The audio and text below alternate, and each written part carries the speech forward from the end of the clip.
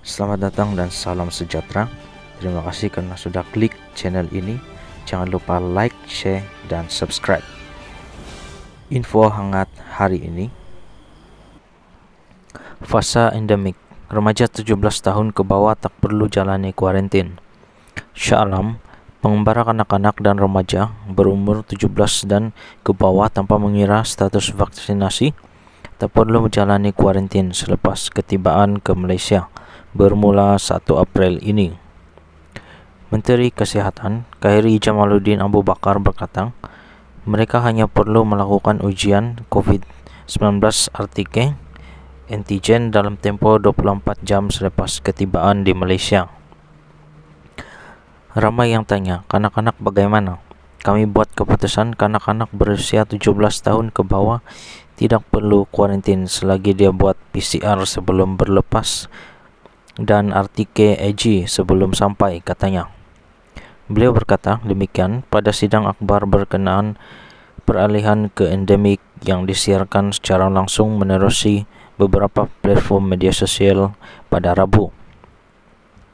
Pada Selasa, Perdana Menteri Datuk Seri Ismail Sabri Yaakob mengumumkan Malaysia akan masuk ke fasa peralihan ke endemik bermula 1 April ini.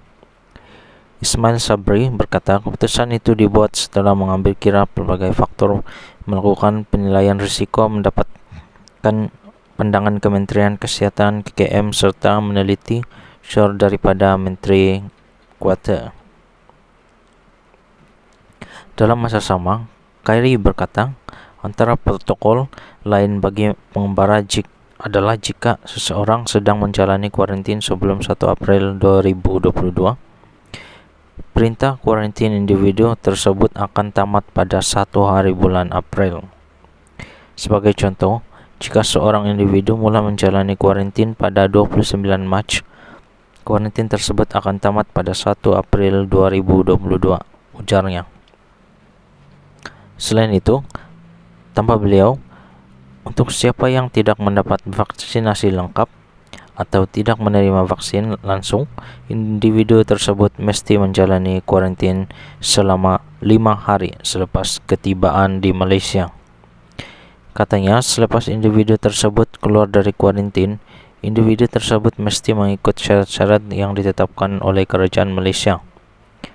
Sebagai contoh, tidak boleh di-in di restoran kerana tidak menerima vaksinasi lengkap sehingga mereka dapat vaksinasi yang lengkap, katanya. Bagi pengembara yang dikecualikan daripada menerima vaksinasi atau faktor kesihatan, jelasnya individu tersebut perlu memuat naik bukti pengecualian yang diberikan oleh pegawai perubatan di dalam aplikasi MySejahtera. Akan ada bahagian untuk mereka muat naik dan KKM akan menilai sama ada sahih atau tidak. Dan apabila sahih, mereka akan dapat pengecualian, katanya. Tambahnya, bagi protokol sempadan darat pula akan diumum pada minggu hadapan kerana ia memerlukan sedikit perincian. Sebab itu, untuk sempadan darat, kita kena bezakan antara pengembara yang datang untuk melancong dan kumpulan yang berulang-alik.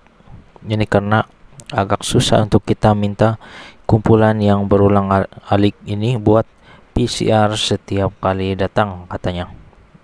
Sekian berita untuk kali ini. Terima kasih.